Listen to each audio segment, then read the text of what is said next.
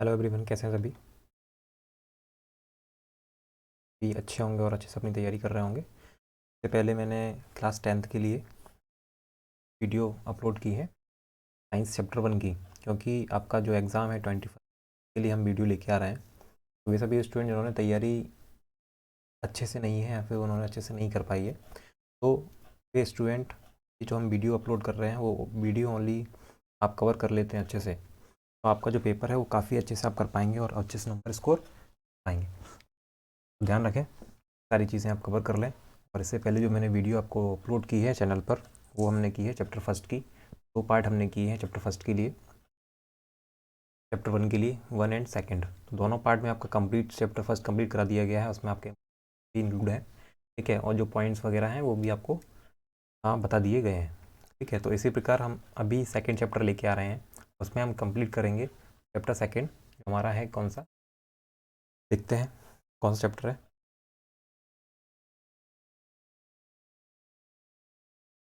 Chapter का नाम है आपका अम्ल, क्षार और लवण, एसिड बेसिस एंड सॉल्ट। बेटा ये वीडियो जो आपकी रहेगी वो हिंदी मीडियम इंग्लिश मीडियम दोनों के लिए रहेगी,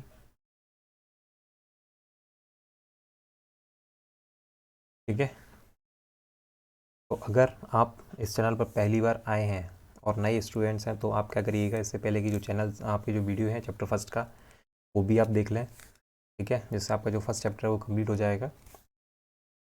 और चैनल को सब्सक्राइब कर लें, जिससे आने वाली जो वीडियो होंगी आने वाले समय में हम सारे जो भी आपके चैप्टर्स है वो कवर कराने की कोशिश करेंगे। आपको कोई दिक्कत नहीं होगी, जैसे ही आप वीडियो अपलोड किया जाएगा तो आपको उसका मिल जाएगा। तो क्या करना है, आपको चैनल को सब्सक्राइब करना है और रेड बेल बटन पर आपको क्या करना है, प्रेस करना है, ठीक है। चलिए तो हम स्टार्ट करते हैं। जो चैप्टर का नाम है आपका क्या, एसिड बेस एंड सॉल्ट।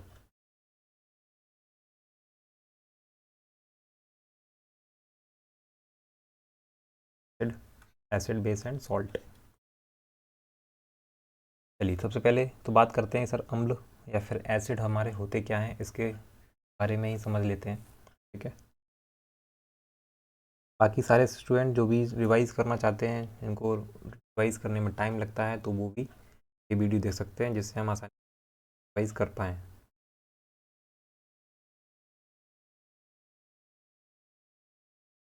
चलिए तो लिखा हुआ है अम्ल, क्या होता है देखते हैं। लिखा है सर इसमें, अम्ल वे रासायनिक पदार्थ हैं स्वाद में खट्टे होते हैं। अम्ल कैसे होंगे बेटा, स्वाद में खट्टे होंगे, ठीक है। और नीले लिटमस को लाल कर देते हैं। ध्यान रखिएगा, क्या करते हैं, पेपर होता है लिटमस का पेपर होता है, तो नीला अगर लिटमस पेपर है तो कैसा कर देंगे, लाल कर देंगे। वो कौन कर देता है, लाल। नीले लिटमस पेपर को कैसा कर देते हैं, वो लाल कर देते हैं, और अपने जलीय घोल में H पॉजिटिव आयन देते हैं। जैसे कोई मैंने अम्ल वाटर में क्या किया, मैंने घोल दिया, ठीक है। कोई भी एसिड मैंने क्या कर दिया, पानी में घोल दिया, तो वो क्या देंगे, H पॉजिटिव आयन देंगे, ठीक है। ध्यान रखिएगा, पॉजिटिव आयन देंगे, ध्यान रखें, कौन, अम्ल, ठीक है। ये आपके MCQ में या फिर फिलअप वगैरह में ट्रू फॉल्स में भी पूछ सकते हैं, तो आपको पता होना चाहिए। अगर आपको पता है कि जो अम्ल है हमारे पॉजिटिव आयन देते हैं, आप कहीं भी क्वेश्चन अगर आएगा, फिलअप में आएगा, ट्रू फॉल्स में आएगा, टिक ऑप्शन में आएगा, तो आप सही कर पाएंगे अगर आपको के बारे में पता है तो, ठीक है। तो हमने 3 चीज़ें देखी। अम्ल क्या होते हैं सर, रासायनिक पदार्थ होते हैं जो कि स्वाद में खट्टे होते हैं, नीले लिटमस को लाल कर देते हैं, और अपने जलीय घोल में H पॉजिटिव आयन देते हैं। 2 एग्जाम्पल आप लिख सकते हैं सर, हाइड्रोक्लोरिक अम्ल का फॉर्मूला होता है HCl, और सल्फ्यूरिक अम्ल H2SO4। ध्यान रखिए, HCl और H2SO4, सल्फ्यूरिक अम्ल H2SO4, हाइड्रोक्लोरिक अम्ल HCl, ठीक है। हाँ, नोट कर ले बेटा इसको।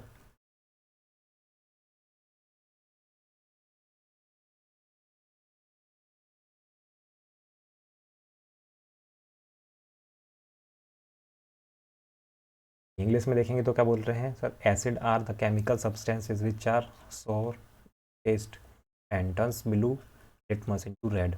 ब्लू टू रेड, ठीक है। तो जो एसिड चेंज करेंगे वो क्या करेंगे बेटा, ब्लू से रेड में चेंज कर देंगे, किसको, लिटमस पेपर को, ध्यान रखना। और क्या देते हैं आपको, gives H positive ion in their aqueous solution. Aqueous solution यानी पानी वाले सॉल्यूशन में। एक्वस सॉल्यूशन क्या होता है, जैसे किसी भी चीज़ को हमने क्या कर दिया है, पानी में घोल दिया है, तो उसको अपन क्या बोलते हैं, एक्वस सॉल्यूशन बोलते हैं। ठीक है, कोई नई चीज़ नहीं है। एक्वस सॉल्यूशन यानी पानी में घोल बना दिया हमने, तो हम क्या बोलते हैं, एक्वस सॉल्यूशन बोलते हैं। एग्जाम्पल, HCl क्या होता है बेटा, हाइड्रोक्लोरिक एसिड, और H2SO4 यानी सल्फ्यूरिक एसिड। ये आपके क्या हो जाएंगे, दो एग्जाम्पल हो जाएंगे किसके, एसिड के। ठीक है, वो नोट कर लें बेटा या स्क्रीनशॉट ले लें, इसको मैं क्लियर कर देता हूँ जिससे आप भी ले पाएंगे शॉट। अब आते हैं अपन किस पर, बेस पर, क्षारक। क्षारक पर, क्षारक क्या होते हैं सर, तो क्षार वे रासायनिक पदार्थ हैं जो स्वाद में कड़वे होते हैं। अम्ल क्या थे हमारे, खट्टे थे।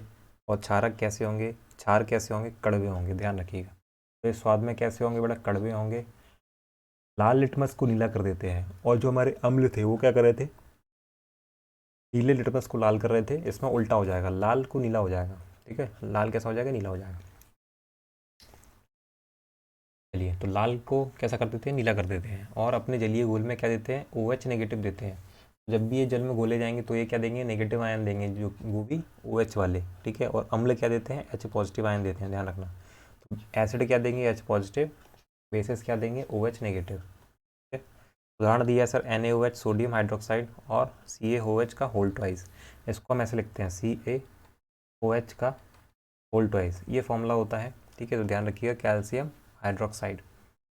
ठीक है, CaOH का whole twice. Bases are the chemical substances which are bitter the taste and turns red litmus to blue and give OH negative ion in their aqueous solution। ठीक है, तीन चीज़ें हैं, ध्यान रखिएगा, bitter, red to blue and OH negative ions. Example में NaOH sodium hydroxide, इनके फॉर्मूले ध्यान रख लें। कभी कभी क्या होता है बेटा, एक एक नंबर में आपके ये इसके जो फॉर्मूले हैं, केमिकल फॉर्मूले हैं, वो पूछ लिए जाते हैं आपसे। सर सोडियम हाइड्रोक्साइड का फॉर्मूला क्या होता है, फॉर्मूला क्या होता है, तो हम क्या बोलेंगे सर, NaOH होता है सर। सोडियम हाइड्रोक्साइड का NaOH होता है सर। कैल्शियम हाइड्रोक्साइड का क्या होता है, CaOH का होल ट्वाइस होता है। ठीक है, तो ये सारी चीज़ें आपको पता होना चाहिए। अब bases which are soluble in water are called alkali. तो ये कह रहे हैं कि सर ये सारे बेसिस जो कि हमारे पानी में घुल जाते हैं, सॉल्युबल हो जाते हैं, तो वो क्या कहलाते हैं, एल्कलाई बोले जाते हैं। ठीक है, तो उसको क्या बोलते हैं, एल्कलाई बोलते हैं। ठीक है,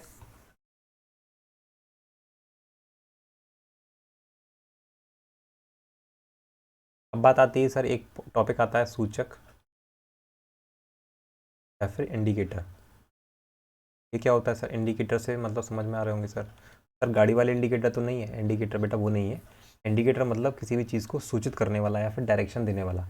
ठीक है, अब चाहे वो कहीं भी लगे हुए हों, अगर आपके बाइक में लगे हैं तो मतलब क्या होता है, इंडिकेटर का काम क्या होता है कि आप किस डायरेक्शन में टर्न लेने वाले हैं, तो इसलिए वो इंडिकेट करते हैं कि हम किस डायरेक्शन में जा रहे हैं, इसलिए इसका नाम क्या रखा है, इंडिकेटर। ऐसे ही अब यहाँ पर इंडिकेटर का काम क्या है, इंडिकेटर वो बल्ब नहीं होगा वो वाला। ठीक है, इंडिकेटर्स का मतलब क्या है कि यहाँ पे अपन बात कर रहे हैं किसकी, अम्ल की और क्षार की। ये जो इंडिकेटर होंगे वो इंडिकेट करेंगे कि सर कौन सा जो आपका सॉल्यूशन है वो अम्ल है, कौन सा सॉल्यूशन क्षार है, ठीक है, कौन सा सॉल्यूशन एसिड है, कौन सा सॉल्यूशन आपका बेस है।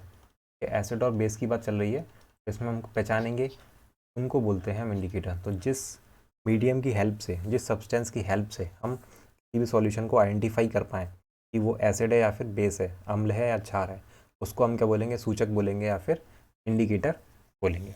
ठीक है, कैसे चेंज होंगे, कैसे पहचान पाएंगे, उसके लिए समझते हैं।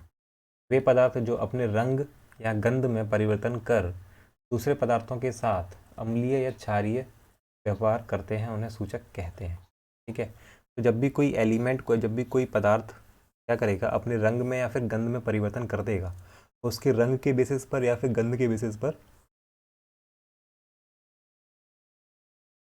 हम आइडेंटिफाई कर पाएंगे कि वो अम्लीय है या फिर क्षार है। ठीक है, तो ऐसे हम आइडेंटिफाई कर पाते हैं।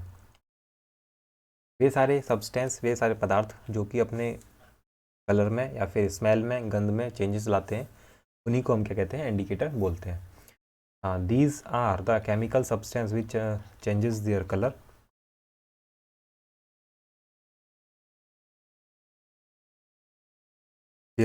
एंड और smell in the presence of an acid और बेस। ठीक है, तो हम कलर और स्मेल के बेसिस पर हम पहचान पाएंगे कि सर कोई भी आपका सॉल्यूशन एसिड या फिर बेस है। ठीक है, चलिए, तो कौन कौन से इंडिकेटर आते हैं हम देखते हैं आगे। तो हमारे जो 3 टाइप के इंडिकेटर होते हैं वो हमको रीड करने हैं इस सिलेबस में, इस चैप्टर में। तो पहला आता है आपका नेचुरल इंडिकेटर, ठीक है, और नेचुरल इंडिकेटर दूसरा है सिंथेटिक इंडिकेटर, तीसरा है ऑल्फैक्टरी इंडिकेटर। ये क्या होते हैं अभी हम पढ़ेंगे वन बाई वन सभी तीनों को, तो हमको क्लियर समझ में आ जाएगा। नेचुरल इंडिकेटर है सर, सिंथेटिक इंडिकेटर है, ठीक है, तीसरा है ऑल्फैक्टरी इंडिकेटर। तो पहला हमारा जो आता है सर नेचुरल इंडिकेटर। नेचुरल से इंडिकेटर से हम समझ में आ रहा होगा सर ये क्या बात कर रहे हैं सर, प्राकृतिक है सर। कोई ऐसे इंडिकेटर हैं जो कि प्रकृति में मिलते हैं, उसी से हम क्या पहचान पाते हैं कि सर कोई सॉल्यूशन एसिड है या फिर बेस है, ठीक है। तो हम क्या बोलेंगे, प्राकृतिक इंडिकेटर बोलेंगे या फिर नेचुरल इंडिकेटर बोलेंगे, ठीक है बेटा। चलिए, तो क्या लिखा हुआ है sir, these are indicators which are directly present in nature, जो कि प्रेजेंट होते हैं किसमें, नेचर में प्रेजेंट होते हैं डायरेक्टली, तो उनको हम क्या बोलते हैं, नेचुरल इंडिकेटर बोलते हैं। जैसे कि एग्जांपल दिया है सर लिटमस, जो भी हमने पेपर की बात करी थी, लिटमस पेपर की बात करी थी। लिटमस पेपर क्या होता है, एक तरह की लकड़ी से बनता है, ठीक है। तो अभी जो पेपर होता है वो कैसा होता है, देखिए क्या बोल रहे हैं, ब्लू लिटमस टर्न्स रेड। हमारा जो ब्लू पेपर होगा वो अगर कैसा हो जाता है, रेड हो जाता है इन एसिड, एसिड में रेड हो जाता है, ठीक है। तो अगर हमारा ब्लू पेपर रेड हो जा रहा है किसी भी सॉल्यूशन में, तो हम बोलेंगे क्या कि वो सर क्या है, एसिड है, ठीक है। और अगर कोई भी रेड पेपर ब्लू हो जाता है, red litmus paper turn blue, तो हम क्या बोलेंगे, वो क्या है, बेस है। ये हम क्या कर पा रहे हैं, उससे इंडिकेट कर पा रहे हैं, पहचान पा रहे हैं, ठीक है। इसी प्रकार हमारा जो लिटमस हो गया वो क्या हो गया, एक इंडिकेटर का काम कर रहा है यहाँ पर।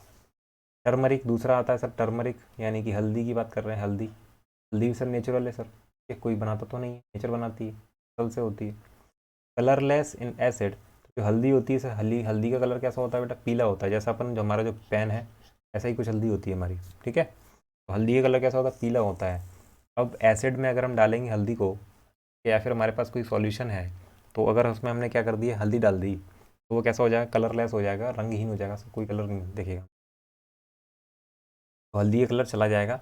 तो इससे हम आइडेंटिफाई कर पाएंगे कि सर जो सॉल्यूशन में आपने हल्दी डाली है वो कैसा है, आपका एसिड है, ठीक है। और टर्न्स रेड इन बेस, और बेस में जब आता है हल्दी तो कैसी हो जाती है, रेड हो जाती है, ठीक है। चलिए, तो अब ये सारे आपके जो क्वेश्चंस हैं वो आपको एमसीक्यू में देखने को मिल सकते हैं, ध्यान रखें। एमसीक्यू में ये सारे क्वेश्चन आपको देखने को मिलेंगे, पूछ लेंगे कि सर जो टर्मरिक है, आपकी हल्दी है, वो एसिड में कैसे रिएक्ट करती है, या फिर कौन सा कलर देती है, या फिर बेस में डालने पर हल्दी कैसे कलर की हो जाती है, तो पता होना चाहिए सर, रेड, रेड हो जाती है, कैसी हो जाती है, रेड हो जाती है, ठीक है। ध्यान रखेंगे, कलरलेस इन एसिड और रेड इन बेस, कौन, टर्मरिक।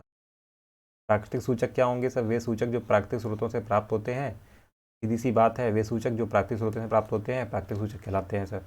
जैसे लिटमस है सर, हल्दी है, चाइना रोज़ है, लाल गोभी है, आदि। तो ये सारी चीज़ें हमारी क्या में आ जाएंगी, प्राकृतिक इंडिकेटर या फिर प्राकृतिक सूचक में आ जाएंगी। तो लिटमस, हल्दी, चाइना रोज़, लाल गोभी आदि।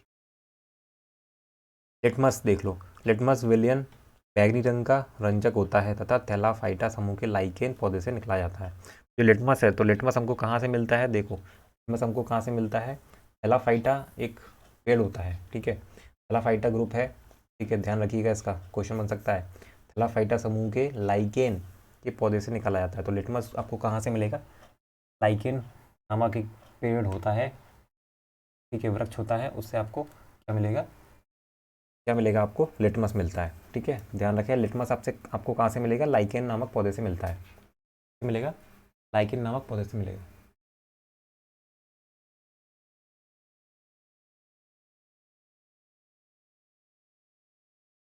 चलो, क्या कह रहे हैं फिर, लिटमस पत्र 2 रंगों का होता है सर, नीला और लाल,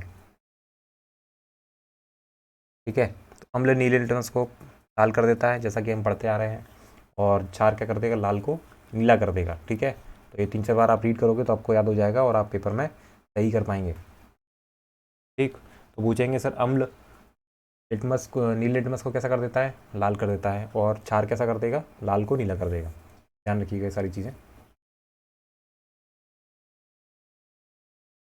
हल्दी की बात करते हैं, हल्दी हमने पढ़ लिया है, हिंदी वाले देखना है एक बार।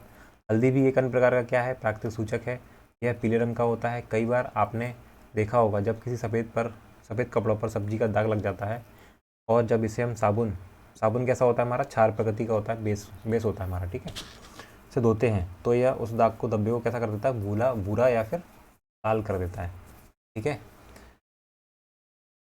तो सीधी सीधी बात यह है, जब हमारा कोई कपड़ा है सफ़ेद कलर का, तो अगर उसमें हम साबुन लगाएंगे तो जो दाग है हमारा सब्जी का, ठीक है, किसी भी प्रकार की सब्जी का हमारा दाग है कपड़े पर, तो वो कैसे रंग का हो जाएगा, भूरा या लाल हो जाएगा, ठीक है। अम्ले के साथ हल्दी के रंग में कोई परिवर्तन नहीं होता है, ध्यान रखिए। तो अम्ले के साथ हल्दी का रंग कोई परिवर्तन नहीं होता है, मतलब कैसा हो जाएगा, वो कलरलेस हो जाएगा, ठीक है। और क्षारक के साथ इसका रंग कैसा हो जाएगा, भूरा लाल हो जाएगा, ठीक है, ध्यान रखें।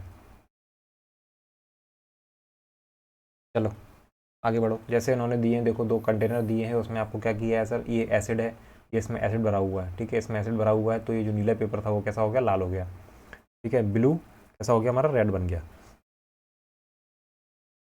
तो ब्लू पेपर था हमारा कैसा हो गया, रेड हो गया, ठीक है।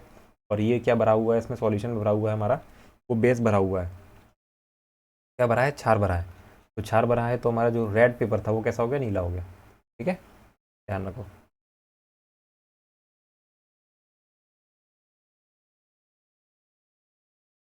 सेकंड आपका आता है सिंथेटिक इंडिकेटर। जो आपने पढ़ा था सिंथेटिक इंडिकेटर, उसको हिंदी में बोलते हैं हम संश्लेषित संसूचक। संसूचक बोले या फिर सूचक बोले, एक ही चीज़ है, कन्फ्यूज़ मत होइएगा, ठीक है। तो सिंथेटिक इंडिकेटर पढ़ते हैं, तो ये वे सूचक है जो प्राकृतिक नहीं होते हैं सर, अपितु ये रासायनिक पदार्थों द्वारा बनाए जाते हैं। तो सीधी भाषा में बोलें कि सर वे सारे संसूचक या फिर वे सारे इंडिकेटर जो हम क्या बना रहे हैं, रासायनिक पदार्थों के द्वारा बना रहे हैं, प्राकृतिक रूप से हमको नहीं मिलते हैं, ठीक है।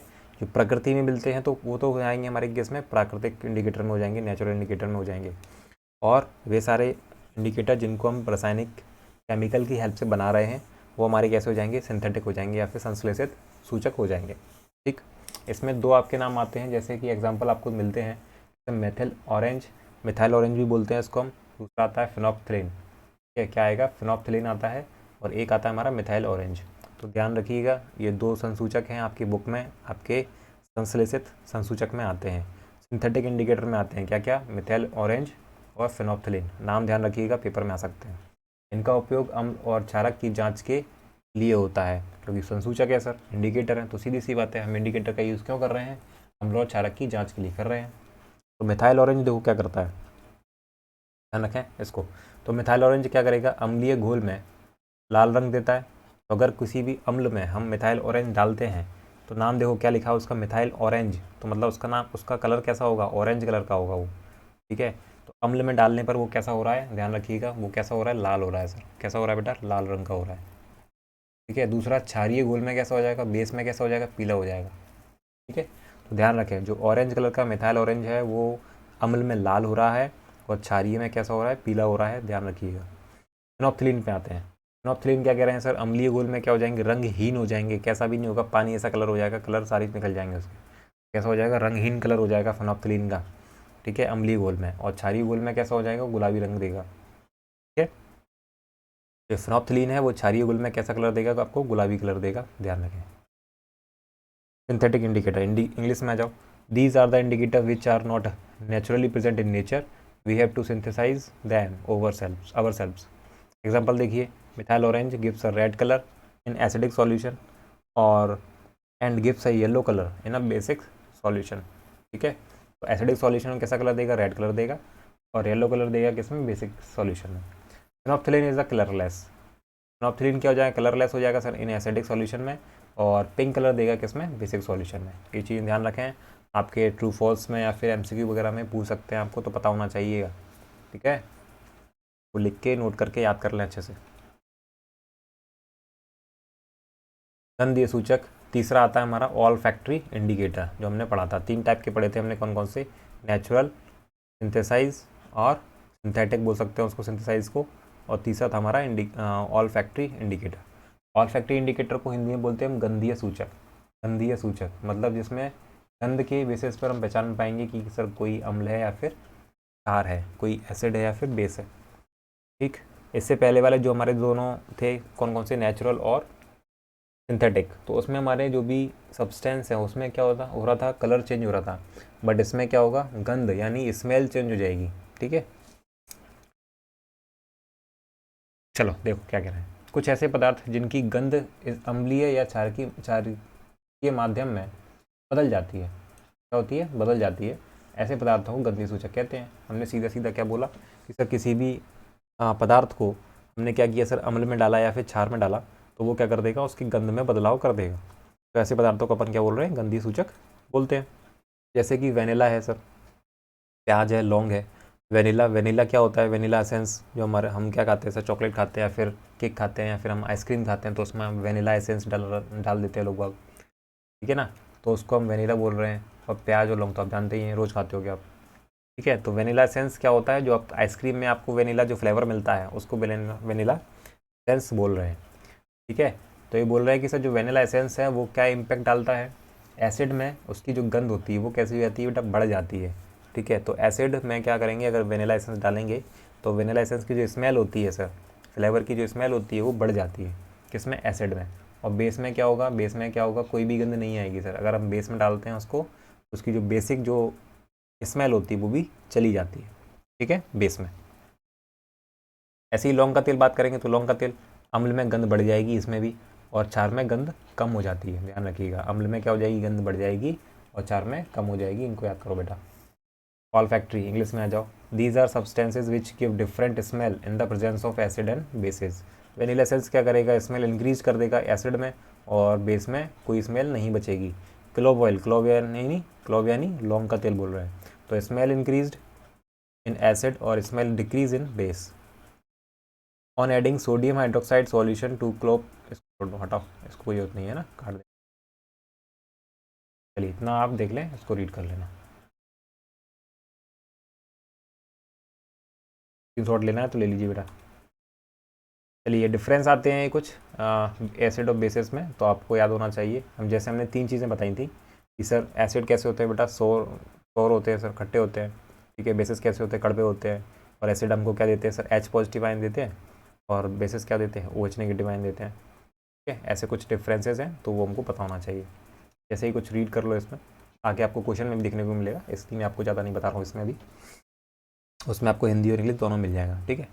All acid have positive H positive ion, acid में H पॉजिटिव आयन होते हैं, but the quantity of H positive ion is different acids. ये बोल रहे हैं कि सर डिफरेंट एसिड में क्या होगा, H पॉजिटिव आयन की वैल्यू डिफरेंट होगी, सीधी सी बात है कि सर हमारे पास डिफरेंट टाइप के एसिड होते हैं सर, तो उसमें H पॉजिटिव की वैल्यू डिफरेंट होगी, सेम थोड़ी ना होगी।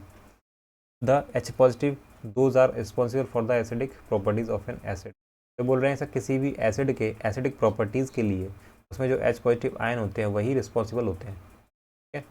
ऐसे ही हम बात करेंगे बेसिस में बात करेंगे तो हमको क्या मिलता है सर, OH नेगेटिव आयन मिलते हैं। और यही बात हमको इसमें बोल रहे हैं कि sir the amount of OH negative ions is different in different basis is different. तो अलग अलग बेसिस में हमको क्या होगा, OH नेगेटिव की वैल्यू अलग अलग देखने को मिलेगी। The OH negative ions those are responsible for the basic nature of base. Base के किसी बेसिस नेचर के पीछे कौन रिस्पॉन्सिबल है, OH नेगेटिव आयन रिस्पॉन्सिबल है, ठीक है। सीधी सी बात है, थोड़ा ध्यान से रीड कर लेना, हो जाएगा।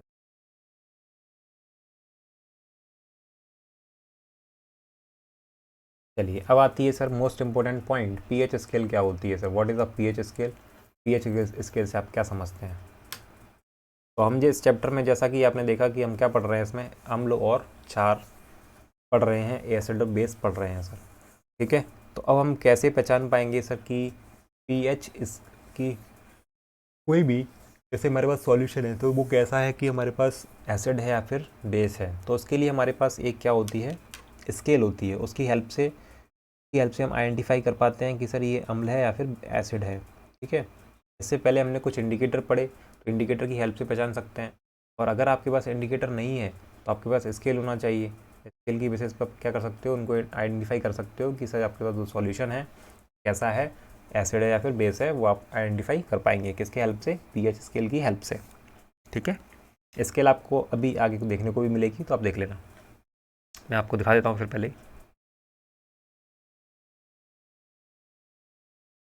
ये देखिए, ये जो स्केल दी गई है बेटा, ऐसी स्केल होती है आपकी, कौन सी, पीएच स्केल इसको हम बोलते हैं, ठीक है। इसमें कुछ काउंटिंग लिखी होती है, 0 से स्टार्ट होती है। कहाँ से स्टार्ट है, 0 से स्टार्ट है, और कहाँ तक है, 14 तक दी गई है आपकी, ठीक है। अब इसमें क्या बोल रहे हैं सर, जो 7 पॉइंट दिया हुआ है, 7 पॉइंट दिया हुआ है, ये अगर मान के चलिए कि किसी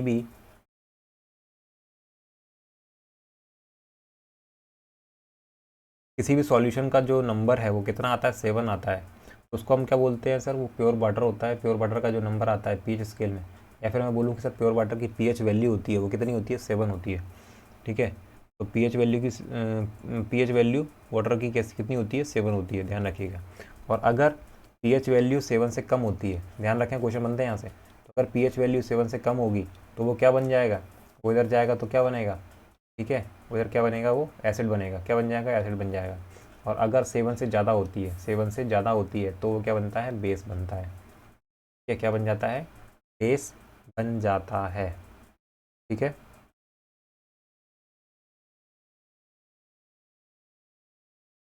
7 से कम होगी तो क्या बन जाएगा, वो एसिड बन जाएगा, और इस तरफ क्या बन जाएगा, बेस बन जाएगा, आपको पता होना चाहिए।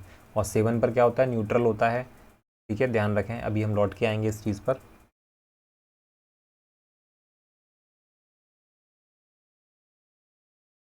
चलिए, तो ये क्या बोल रहे हैं पीएच स्केल में, हम देखते हैं। तो किसी विलयन में उपस्थित हाइड्रोजन आयन की सांद्रता, सांद्रता यानी उसका अमाउंट की बात कर रहे हैं, सीधी सीधी भाषा में अपन ऐसा समझें। सांद्रता मतलब क्या कर रहे हैं, उसकी क्वांटिटी की बात कर रहे हैं, उसकी अमाउंट की बात कर रहे हैं। ठीक है, तो किसी विलयन में उपस्थित हाइड्रोजन आयन की सांद्रता, हाइड्रोजन आयन यानी H पॉजिटिव आयन की बात कर रहे हैं, सांद्रता यानी उसकी क्वांटिटी कितनी है, ज़्यादा है कम है, इसकी बात कर रहे हैं। किसी विलयन में उपस्थित हाइड्रोजन आयन की सांद्रता याद करने के लिए एक स्केल विकसित किया गया है, जिसे हम क्या कर रहे हैं, पीएच स्केल बोलते हैं। तो किसी भी सॉल्यूशन में H पॉजिटिव कितने हैं उसको हम आइडेंटिफाई कैसे कर पा रहे हैं, पीएच स्केल की हेल्प से कर पाएंगे, ऐसा कुछ ये बोल रहे हैं। ठीक है, इस स्केल में 1 से 14 तक अंक अंकित रहते हैं, जो किसी अम्ल या क्षारक की प्रबलता या दुर्बलता के साथ साथ उसके मान को भी बताता है, मान को बताता है। ठीक है, यह एक प्रकार का सार्वत्रिक सूचक होता है। ठीक है, तो ये भी क्या कर रहा है, सूचक है सर, क्योंकि सर ये भी आइडेंटिफाई कर पा रहा है किसी अम्ल को या फिर क्षार को, इसलिए सार्वत्रिक सूचक होता है, इसको हम बोल रहे हैं। तो पीएच स्केल क्या होता है, पीएच स्केल से क्या समझते हो, तो अगर पूछते हैं वो आपसे तो इसको आप लिख के आएंगे तो आपको पूरे नंबर मिल जाएंगे। पीएच स्केल, तो a scale has been developed of determine the concentration of hydrogen.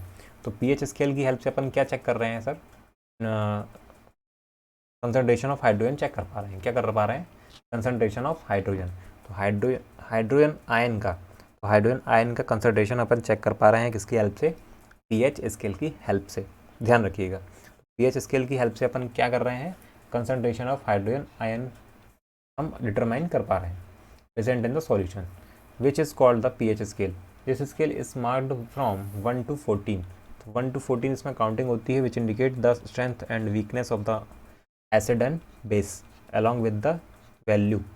It is type of universal indicator, इसको अपन क्या बोलते हैं, यूनिवर्सल इंडिकेटर भी बोलते हैं, ध्यान रखिएगा। तो यूनिवर्सल इंडिकेटर को बोल रहे हैं हम, इसी स्केल को बोल रहे हैं, यूनिवर्सल इंडिकेटर बोल रहे हैं, ध्यान रखें, यूनिवर्सल इंडिकेटर के नाम से ही पूछ सकते हैं क्वेश्चन। तो यूनिवर्सल इंडिकेटर के नाम से पूछें या फिर सार्वत्रिक सूचक के नाम से पूछें, इसी को आप लिख के आएंगे। ठीक है, चलो आगे बढ़ें, तो आप नोट कर लें या फिर स्क्रीनशॉट ले लें। चलिए, इसमें कुछ पॉइंट आते हैं वो आप देख लो, क्योंकि यहाँ से आपके एमसीक्यू बन सकते हैं काफ़ी सारे, या फिर आपके ट्रू फॉल्स बन सकता है, फिलअप बन सकता है, तो आपको पता होना चाहिए। तो ये की पॉइंट्स हैं, उनको ध्यान रखिएगा।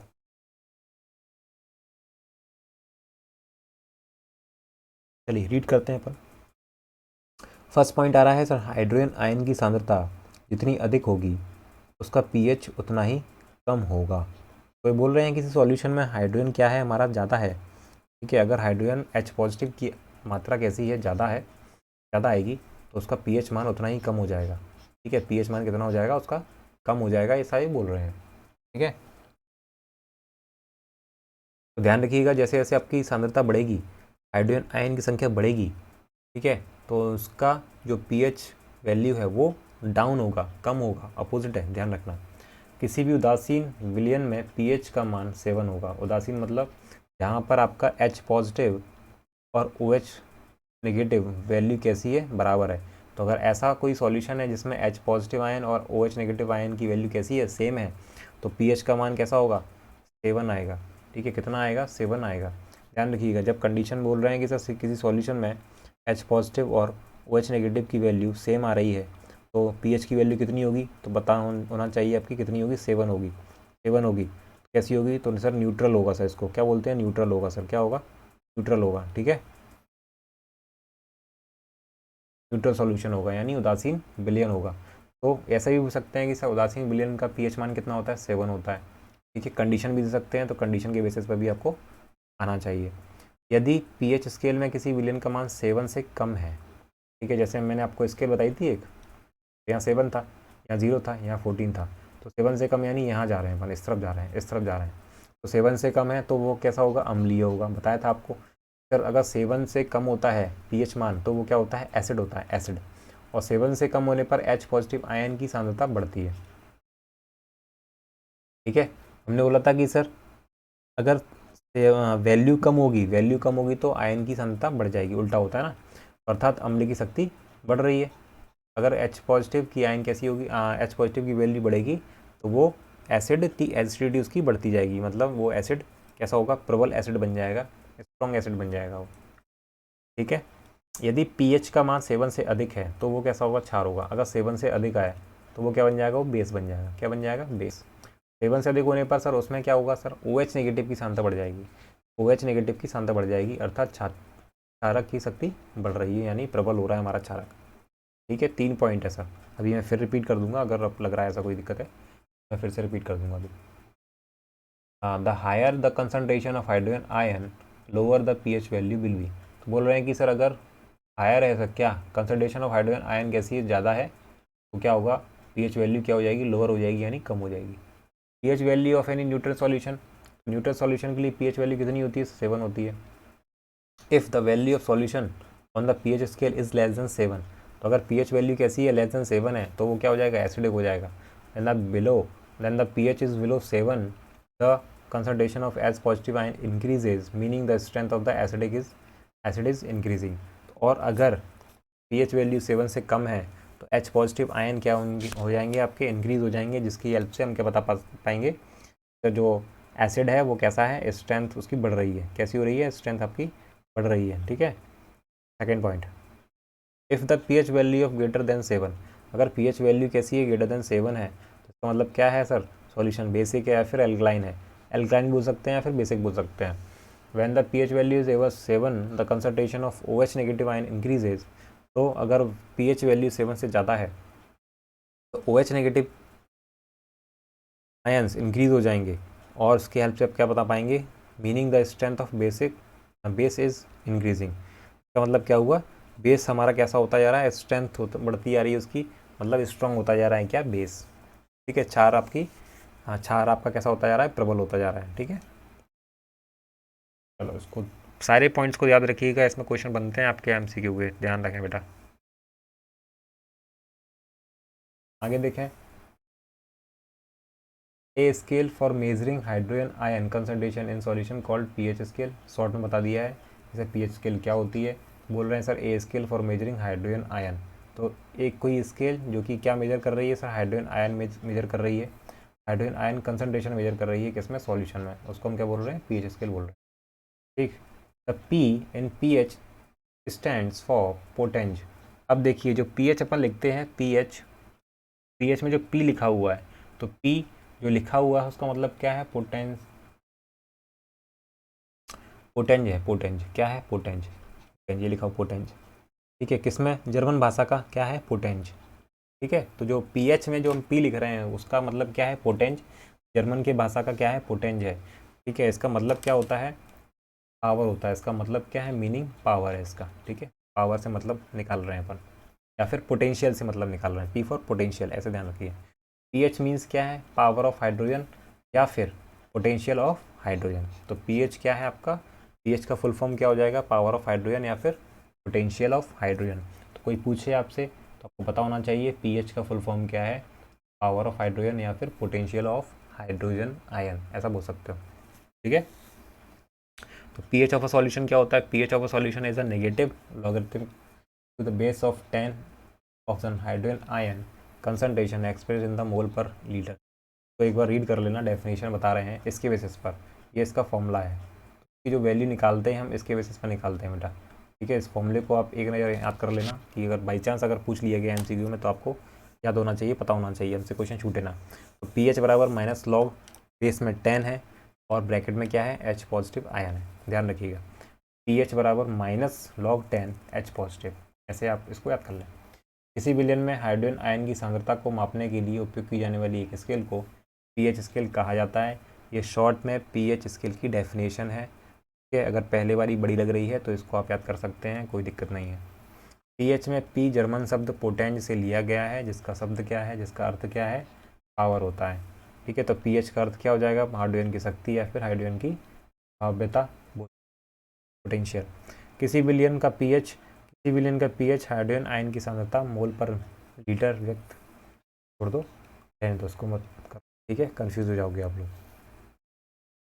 तो ऊपर के 2-3 पॉइंट दिए गए हैं, कौन कौन से पॉइंट दिए गए हैं कि सर जो pH का फुल फॉर्म क्या है, power of hydrogen, potential of hydrogen, ये pH का क्या है, फुल फॉर्म है। ठीक है, हमने क्या बताया सर, pH का फुल फॉर्म क्या है, पावर ऑफ हाइड्रोजन या फिर पोटेंशियल ऑफ हाइड्रोजन। और जो pH में जो P है उसका मतलब क्या है, पोटेंज, और जो पोटेंज लिया गया वो कौन सी भाषा का है सर, जर्मन का है। ठीक है, उसका मतलब क्या है, पावर है। ये 2-3 चीज़ें आप ध्यान रखें। ठीक है, तो pH में P जो है वो जर्मन भाषा का है, पोटेंज मतलब होता है, इसका अर्थ पावर होता है।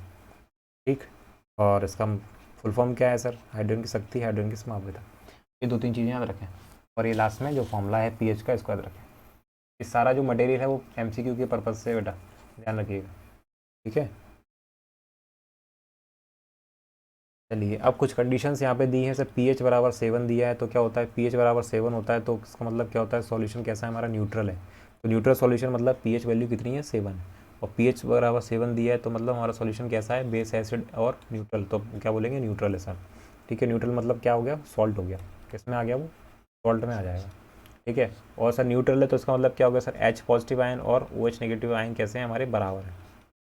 ठीक, तो अगर pH बराबर 7 आ रहा है तो इसमें हमारे दोनों आयन कैसे होंगे, बराबर होंगे। दूसरा कंडीशन क्या कह रहे हैं सर, pH लेस देन 7, तो अगर हमारा जो pH है वो 7 से कम है, लेस देन है, ठीक है, तो सॉल्यूशन कैसा हो जाएगा, हमारा एसिडिक हो जाएगा। इसका मतलब H पॉजिटिव आयन ज़्यादा है OH के रिस्पेक्ट में। तो H पॉजिटिव कैसे हैं सर, ज़्यादा है हमारे OH नेगेटिव से, किस में सर, एसिडिक में। ठीक है, जब हमारा 7, जब हमारा pH वैल्यू 7 से कम होगी। ठीक है, तो pH मोर देन 7, तो अगर pH की वैल्यू 7 से ज़्यादा है तो क्या हो जाएगा, बेसिक हो जाएगा, और OH ज़्यादा हो जाएंगे H की रिस्पेक्ट में। तो हमने बोला कि सर OH ज़्यादा है सर H की रिस्पेक्ट में, तो वो क्या हो जाएगा, वो बेस बन जाएगा, बेस बन जाएगा यानी क्षार बन जाएगा। ठीक है, ध्यान रखो, ये 3 पॉइंट्स हैं, इनको भी ध्यान रखो, इसके बेसिस पर भी क्वेश्चन पूछ सकते हैं। वही चीज़ें हैं, आपको थोड़ा सा लिखने का तरीका हमने बदल दिया। चलिए, तो यहाँ से हमने जो टेबल थी उसको हम देख लें एक बार, इसको हम रेज कर देते हैं। तो हमारे पास जो स्केल है वो है हमारे पास ये, तो हमने इसमें क्या दे दिया सर, इसको अपन pH स्केल बोलते हैं, pH स्केल। तो pH स्केल का फुल फॉर्म क्या होता है था, हमने पावर ऑफ हाइड्रोजन, ध्यान रखिएगा। तो ये बोल रहे हैं सर इसमें जो काउंटिंग होती है हमारी, जीरो से स्टार्टिंग होती है, जीरो से स्टार्टिंग होती है और कहाँ तक जाती है, 14 तक जाती है, और बीच में एक नंबर होता है 7,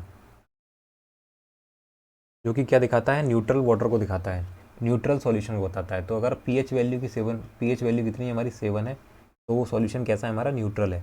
ठीक है, तो 7 जो pH वैल्यू होती है किसकी होती है, प्योर वाटर की होती है। अगर हमारा वाटर कैसा है सर, प्योर है, ठीक है, तो उसकी जो pH वैल्यू होगी वो कितनी आएगी, 7 आएगी। ठीक है, पूछ सकते हैं सर शुद्ध वाटर की pH वैल्यू कितनी हो सकती है, तो आपको पता होना चाहिए सर 7 होती है। फिलअप में पूछ सकते हैं आपसे, ट्रू फॉल्स से पूछ सकते हैं आपसे, तो प्योर वाटर या फिर शुद्ध जल का pH वैल्यू क्या होता है, 7 होता है, पता होना चाहिए। ब्लड का pH वैल्यू कितनी होती है, ब्लड की pH वैल्यू कितनी होती है बेटा, हमारे रक्त की pH वैल्यू कितनी होती है, ये पता होना चाहिए, कितना होता है, 7.4। तो हमारे ब्लड का, ठीक है, या फिर हम बोलें रक्त का सर pH वैल्यू कितनी होती है, 7.4 होती है, ध्यान रखिएगा। ठीक है, तो अगर हम 7 से लेफ़्ट साइड जाएंगे, किस तरफ जाएंगे सर, लेफ़्ट साइड जाएंगे, तो ये क्या बनेगा सर, हमारा एसिड बनेगा, यानी हमारी 7 से वैल्यू कम हो रही है तो क्या बनेगा, वो एसिड बनेगा, यानी अम्ल बन जाएगा। क्या बन जाएगा, अम्ल। और और अगर pH वैल्यू 7 से ज़्यादा है, 7 से ज़्यादा है, देखो बढ़ रही है ना, 7, 8, 9, 10, 11, 12, तो 7 से ज़्यादा हो रही है तो हमारा सॉल्यूशन कैसा हो जाएगा, बेस हो जाएगा, यानी कैसा हो जाएगा, क्षार हो जाएगा। कैसा बन जाएगा बेटा? क्षार बन जाएगा। ठीक है, अगर 7 से वैल्यू ज़्यादा होती है तो क्या बन जाएगा? वो क्षार बन जाएगा। अब इसमें कुछ पर्टिकुलर पॉइंट दिए हैं सर, जैसा गैस्ट्रिक जूस या फिर हम बोल सकते हैं सर HCl हाइड्रोक्लोरिक अम्ल। इसका जो pH वैल्यू होता है वो कितना होता है? 1.2 होता है। ध्यान रखिएगा, गैस्ट्रिक जूस का pH वैल्यू कितना होता है? 1.2 होता है। ठीक है, बहुत ज़्यादा प्रबल क्या होता है हमारा? ये एसिड होता है। तो HCl क्या होता है हमारा? प्रबल अम्ल में आएगा। ठीक है, क्योंकि उसकी वैल्यू बहुत कम है। दूसरे पॉइंट पे दिया है सर नींबू का पानी, लेमन जूस। ठीक है, नींबू का पानी का जो हमारा pH वैल्यू होती है वो कितनी होती है? 2.2 होती है। ध्यान रखिएगा। इस तरफ हमारा एक केमिकल दिया है सर, मिल्क ऑफ मैग्नीशिया की pH वैल्यू कितनी है? 10 है। सोडियम हाइड्रोक्साइड जो आप सुनते हैं सर NaOH, सोडियम हाइड्रोक्साइड, इसकी वैल्यू कितनी है सर? pH 14 है। ध्यान रखें। ठीक है, ये सारे पॉइंट आप ध्यान रखें इन चीज़ों को।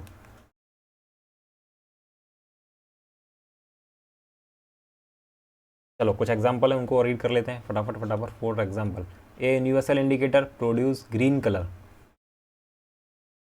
In the neutral solution. तो ये बोल रहे हैं कि सर ग्रीन कलर देगा, जो हमारी जो इंडिकेटर है या फिर जो हमारी स्केल है वो कैसा कलर देगी सर? ग्रीन कलर दे रही है। ठीक है, ग्रीन कलर दे रही है। इसको मैं रेज कर देता हूँ। हाँ, तो ये पूरे इस सेगमेंट में क्या दे रहा है? ग्रीन कलर दे रहा है। तो मतलब क्या हो गया? हमारा सॉल्यूशन कैसा हो गया? हमारा न्यूट्रल हो गया सर। ठीक है, तो pH वैल्यू कैसी हो जाएगी? 7 हो जाएगी। तो कलर कैसा देगा? वो ग्रीन देगा। ध्यान रखिएगा, ऐसा भी क्वेश्चन आ सकता है कि सर अगर pH वैल्यू 7 है तो कलर कैसा आएगा? ग्रीन आएगा। ठीक, the colour changes from blue to violet. Blue से वायलेट हो जाएंगे हमारा कलर। तो जब हम कहाँ जाएंगे सर? 7 से 14 जाएंगे। तो हम 7 से 14 जाएंगे तो हमारा कलर चेंज हो रहा है सर, ब्लू से वायलेट हो रहे हैं सर, बैगनी, हल्का बैगनी हो जाता है। ठीक है, ध्यान रखिएगा। तो जो कलर है ब्लू से वायलेट हो जाएंगे कब? जब हमारा pH वैल्यू 7 से 14 जाएगा।